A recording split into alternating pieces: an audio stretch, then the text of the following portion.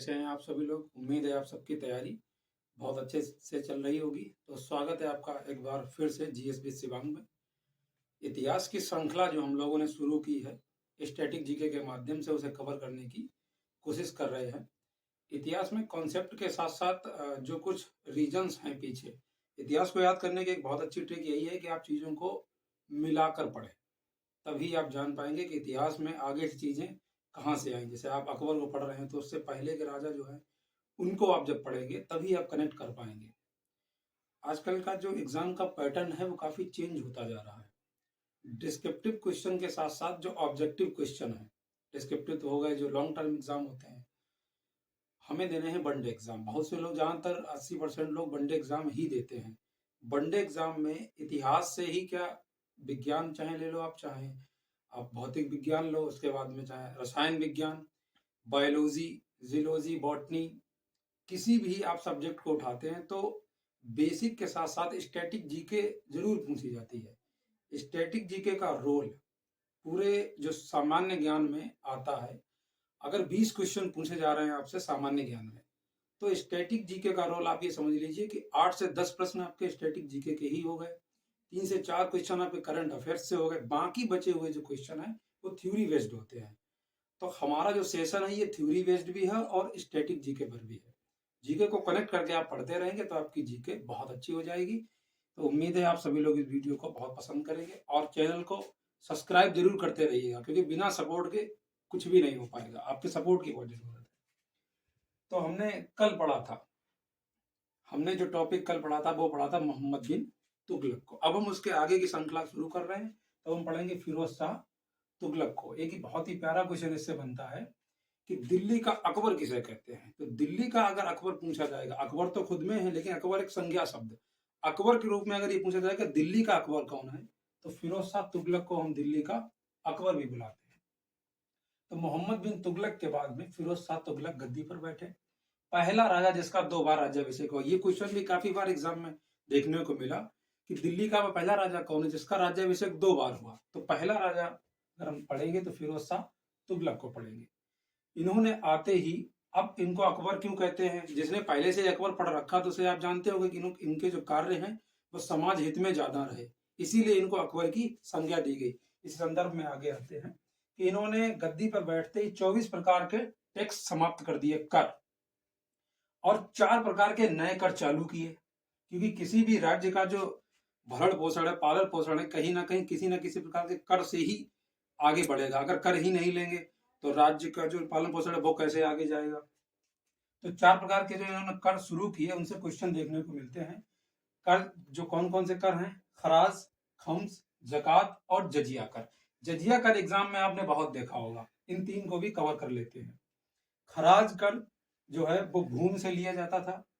Comes कर जो है ये लूट कर से लिया जाता था। इसमें अगर बहुत आप डेप्थ में जाते हैं, मान लीजिए आप अगर वनडे एग्जाम ना देके आप अंदर घुसते हैं, अंदर घुसने का मतलब आप पीसीएस लेवल पर बैठ रहे हैं अगर प्री एग्जाम में, तो ये क्वेश्चन आपसे पूछा जाएगा। अभी पूछा भी गया था कि खम्स कर में जो लूट कर है उसमें राजा और प्रजा का हिस्सा कितना था।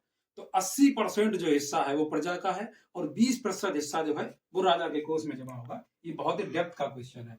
जकात कर मुसलमानों से लिया जाता था और जजिया कर जो बहुत ज्यादा फेमस है, जजिया कर जो है ये ब्राह्मणों से लिया जाता था। अब इस पे विवादित क्वेश्चन भी है, हम आपको बता दें कौन सा क्वेश्चन। सबसे पहले ब्राह्मणों पर कर किसने लगाया।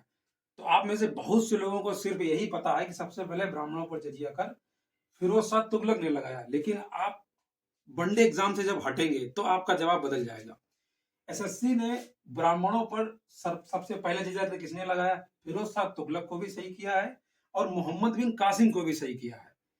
तो उसी संदर्भ में हम आपको बता दें, सबसे पहले ब्राह्मणों पर जजिया कर लगाया मोहम्मद बिन तुगलक ने।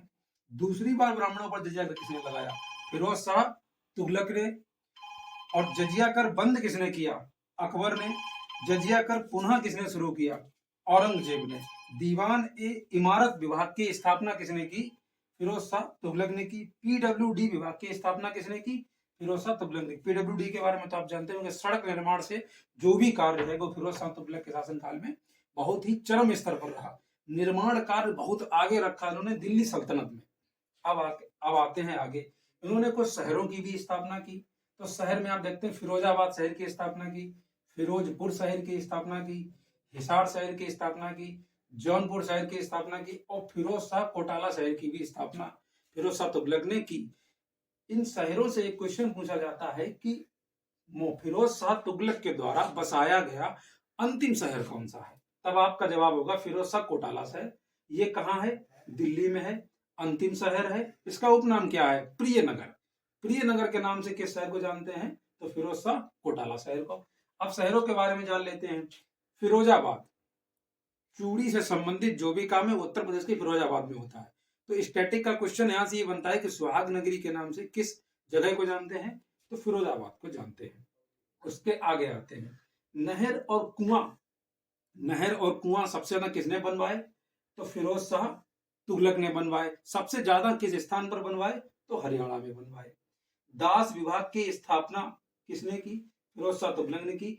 दिल्ली सल्तनत पर सबसे अधिक दास किसके शासनकाल में रहे? तो फिरोज शाह तुगलक के शासनकाल में लगभग कितने? 1,88,000 दास इनके पास थे। एकता व्यवस्था शुरू की।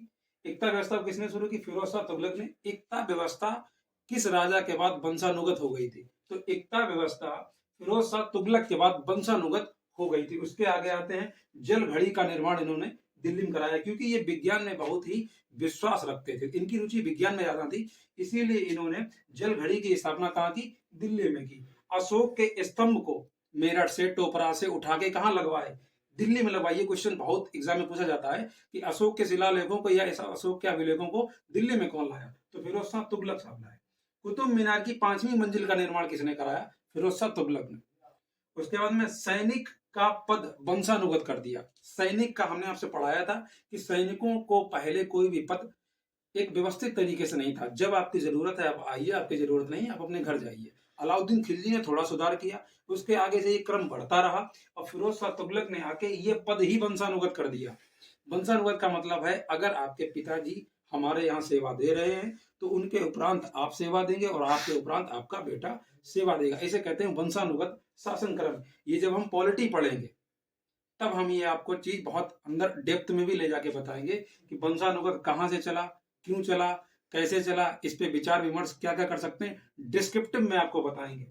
उसके बाद में देखते हैं अंतिम राजा कौन सा रह गया? नसरुद्दीन महमूद। ये तुगलक वंश का अंतिम राजा है, नसरुद्दीन महमूद। एक चीज होता है कि नसरुद्दीन महमूद के बारे में खास आपको पढ़ने की जरूरत नहीं, एग्जाम आपसे यहाँ से क्वेश्चन नहीं पूछता है। तैमूर लंग का आक्रमण हुआ 1398 में। बस इतना जान लीजिए कि तैमूर लंग ने जब भारत पे आक्रमण किया तब शासनकाल किसका था? नसरुद्दीन महमूद का। तैमूर लंग ने आक्रमण किया 1398 में। आक्रमण के दौरान ये मिला आके खिज्र खां से। खिज्र खां से ये मिलेगा, इससे उसकी दोस्ती हो जाएगी और तैमूर लंग अपना सब कुछ जो उसने लूटा हुआ है वो सारा धन, सारे घोड़े खच्चर जो भी उसने लूट में प्राप्त किया है वो सारा धन लूटा हुआ किनको दे देगा? अपनी दोस्ती में आके खिज्र खां को। खिज्र खां की ताकत बढ़ेगी, तो खिज्र खां जब ताकत बढ़ेगी तो लड़ने के लिए चाहिए, जाहिर सी बात है। जब आपके पास सोर्स ज्यादा हो जाते हैं तो आपके पास जाहिर सी बात है उनको खर्च करने के लिए भी कुछ कहीं ना कहीं कुछ डिमांड रहती है। तो तैमूर लंग ने जब अपना लूटा हुआ सारा धन खिज्र खां को दे दिया, तो खिज्र खां जाहिर सी बात है कहीं ना कहीं तो जंग करेगा। तो खिज्र खां ने जंग किनसे कर लिया के? नसरुद्दीन महमूद से। नसरुद्दीन महमूद यहाँ पराजित हो जाएगा। खिज्र खां तुरंत वापस आके क्या करेंगे? ये कि एक वंश खिज्र खां के द्वारा जिस वंश की स्थापना की गई वो वंश मुगल वंश से पहले उसकी स्थापना हुई थी। अब वो वंश कौन सा है आप ये कमेंट में बताइए, उसका जवाब हम आगे वाले वीडियो में आपको देंगे। वीडियो को लाइक करें, ज्यादा से ज्यादा वीडियो को आप शेयर करते रहें और आप ये भी बताएं कि इसमें क्या सुधार करने की जरूरत है और कौन कौन से टॉपिक आप हमारे द्वारा पढ़ना चाहते हैं या कौन कौन से टॉपिक ऐसे हैं जो आपको लगता है कि हमें समझ में नहीं आ रहे हैं। जीके के, जीएस के, चाहे वो पॉलिटी में हो, जीएस का कोई भी पोर्शन हो आपका, वो आप हमें रिकमेंड करिए कि ये आप पढ़ा दीजिए या ये टॉपिक समझ नहीं आ रहा, ये आपको शॉर्ट ट्रिक चाहिए। तो इसी तरह आप हमारे साथ जुड़े रहें, हमारे परिवार का हिस्सा रहें, क्योंकि आपसे ही सब कुछ है। अकेले मैं कुछ नहीं कर सकता हूँ। ऑफलाइन के साथ साथ मैं ऑनलाइन इसीलिए जुड़ा हूँ क्योंकि जीएस की समस्या मैंने देखी है ऑफलाइन में बच्चों के साथ बहुत ही फेस करनी पड़ती है कि वो जीएस लगातार पढ़ते चले जा रहे हैं। नोट्स बहुत उनके पास अच्छी हैं, बड़े बड़े कोचिंग संस्थान की कोचिंग उनके पास कोचिंग भी ले रखी है, नोट्स भी हैं, लेकिन प्रॉपर जीएस को जब वो अटेंड करते हैं तो मैक्सिमम क्वेश्चन वो अटेंड ही नहीं कर पा रहे। उसका सीधा सा रीजन है कनेक्टिविटी उनकी अच्छी नहीं है। देखो मैथ में फार्मूले लगते हैं, इंग्लिश में भी रूल्स होते हैं, हर चीज में अपने एक रूल्स होते हैं। ऐसे ही जीएस का कनेक्टिंग का रोल है। जितना ज्यादा आप कनेक्ट करेंगे उतना ही ज्यादा जीएस आपको समझ में आती चली जाएगी। हमारे साथ जुड़े रहिए। बहुत बहुत धन्यवाद। जय हिंद।